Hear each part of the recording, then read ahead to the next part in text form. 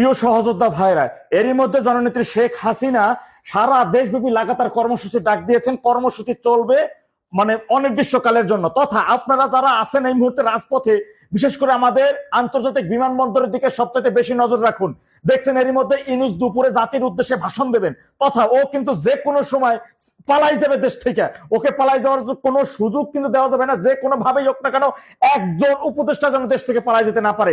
একজন সমন্বয়ক, guinea guinea 151 জন সমন্বয়ক এবং যতগুলো উপদেষ্টা আছে, কেউ যেন দেশ থেকে ভাইগে না যেতে পারে। সুতরাং আমাদের বিশেষ একটা গ্রুপ, যারা বিশেষ করে গেরিলা বাহিনী যে সকল ভাইরা আছেন, এয়ারপোর্টের দিকে নজর রাখুন। যে কোনো সময় কিন্তু এটা পালাই যাবে, কোনোভাবে পালাইতে দেওয়া যাবে না। সুতরাং আপনারা যারা আছেন রাজপথে সজাগ দৃষ্টি রাখতে হবে।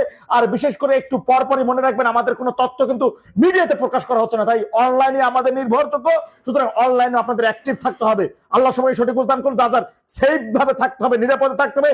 গেরিলা কায়দায় হামলা হবে, আমরা হামলার চূড়ান্ত বিচার না আসা পর্যন্ত আমরা কেউ রাজপথে নামবো না।